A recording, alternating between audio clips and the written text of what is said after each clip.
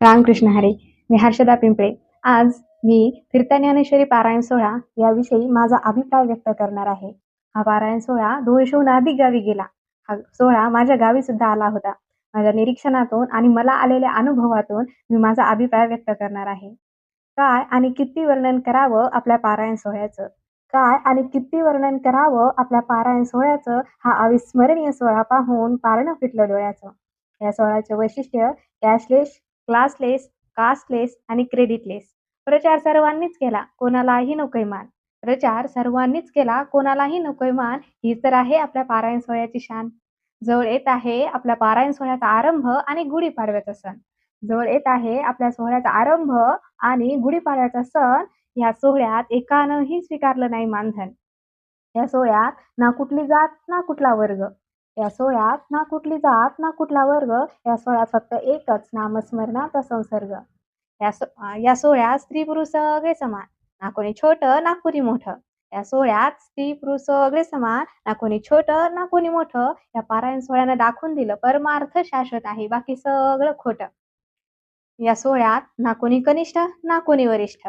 या सोहळ्यात ना कोणी कनिष्ठ ना कोणी वरिष्ठ. आपण तर ज्ञानेश्वरीचे प्रचारक. या सोहळ्यात ज्ञानोबाराय श्रेष्ठ. हा पारायण सोहळ्याची कृपा झाली, मी झाली सशक्त नारी. पारायण सोहळ्याची कृपा झाली, मी झाली सशक्त नारी. माऊली म्हणतात, मी तुझ्या पाठीशी आहे, तू घे भरारी. हा पारायण सोहळा गावोगावी गेला. हा पारायण सोहळा 200 गावी गेला. प्रत्येकानं हा सोहळा माझी जिम्मेदारी आहे असं म्हणून साजरा केला. युवकांना जागृत करण्याचं काम या पारायण सोहळ्यानं केलं. युवकांना जागृत करण्याचं काम या पारायण सोहळ्यानं केलं. या पारायण सोहळ्यानं युवकांपासून व्यसनही दूर नेलं. फिरता ज्ञानेश्वरी पारायण सोहळा गावात आला, प्रत्येकानं व्यसन सोडलं. फिरता ज्ञानेश्वरी पारायण सोहळा गावात आला, प्रत्येकानं व्यसन सोडलं. हे फक्त आणि फक्त पारायण सोहळ्यामुळेच घडलं. या सोहळ्यामुळे अनेकांच्या जीवनाला मिळाला आकार.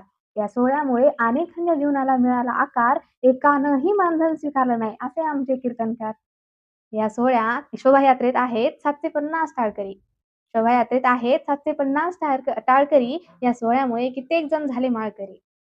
या सोहळ्यामुळे अनेक जण झाले ज्ञानेश्वरीचे भक्त. या सोहळ्यामुळे अनेक जण झाले ज्ञानेश्वरीचे भक्त. या सोहळ्याचं आणखी एक विशेष कार्य म्हणजे प्लॅस्टिक मुक्त. या फिरता ज्ञानेश्वरी पारायण सोहळ्याचं उद्देश म्हणजे पर्यावरण संवर्धन. या सोहळ्याचा उद्देश म्हणजे पर्यावरण संवर्धन. दिवाळी, दसरा याच्यापेक्षाही मोठा हा आपला पारायण सोहळ्याचा सण. हा सोहळा खूपच आहे आगळा-वेगळा. हा सोहळा खूपच आहे आगळा-वेगळा. मराठवाड्यातील समाज बदलून गेला सगळा. सगळ्यांना लागला पारायण आणि नामस्मरणाचा छंद. सगळ्यांना लागला पारायण आणि नामस्मरणाचा छंद. सगळ्यांनी संकल्प केला आजपासून वाईट कृत्य बंद बंद. फिरता ज्ञानेश्वरी पारायण सोहळ्याचा पर्यावरणाला आधार. फिरता ज्ञानेश्वरी पारायण सोहळ्याचा पर्यावरणाला आधार. पुढच्या 2 ओळी प्रचारकांसाठी सादर. हे पारायण प्रचारक स्वतःच्या पैशानं गाडीत पेट्रोल भरतात. हे पारायण प्रचारक स्वतःच्या पैशानं गाडीत पेट्रोल भरतात आणि गावोगावी जाऊन पारायणाला बसा अशी विनंती करतात. कोणी लेझीम, कोणी पखवाज करून आनंद घेतो.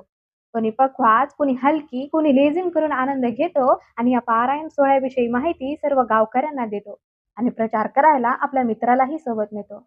आदरणीय पंडित महाराज डाके गुरुजी यांनी या पारायण सोहळ्याची सुरुवात केली. यामुळे ज्ञानेश्वरी मैया घराघरात गेली.